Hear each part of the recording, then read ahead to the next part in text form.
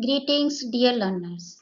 Welcome to the official YouTube channel of SRN International School, Jaipur, Rajasthan.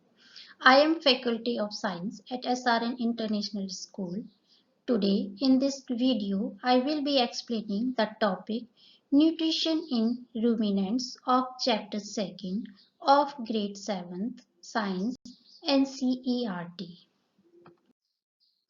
Children, we have already learned about nutrition in humans.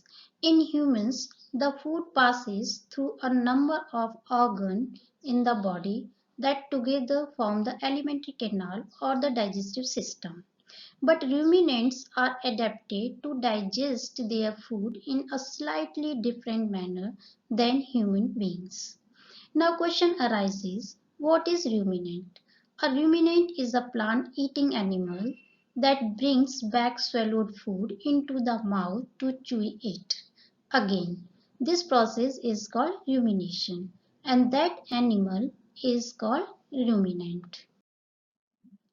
The process of nutrition in ruminants involves many organs and different steps like ingestion, digestion, absorption, egestion. Let us discuss one by one. First is ingestion. The process of intake food into the body is called ingestion. Most of the cattle have relatively immobile upper lips. They use their tongue to grasp a clump of grass. Ruminants have sharp incisors and large molars to bite and chew grass. This chewed food is ingested with the help of the tongue. They also have powerful jaw muscles, but canine are absent on both the upper and lower jaw. Next, digestion. Most ruminants have a specialized digestion process to digest cellulose. The digestive tract of ruminants consists four-chambered muscular stomach. The four chambers of the stomach are rumen, reticulum, omasum, and abomasum. Let us discuss one by one.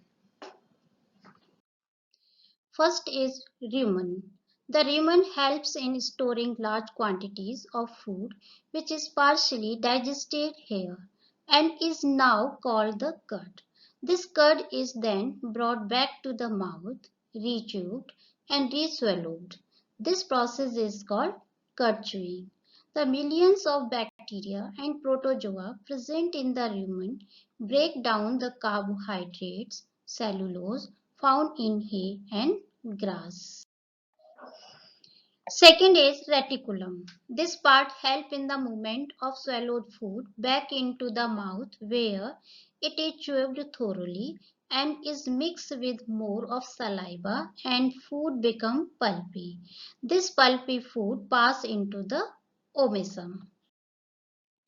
Abomasum. The wall of the abomasum secrete digestive juice for further breakdown of the food.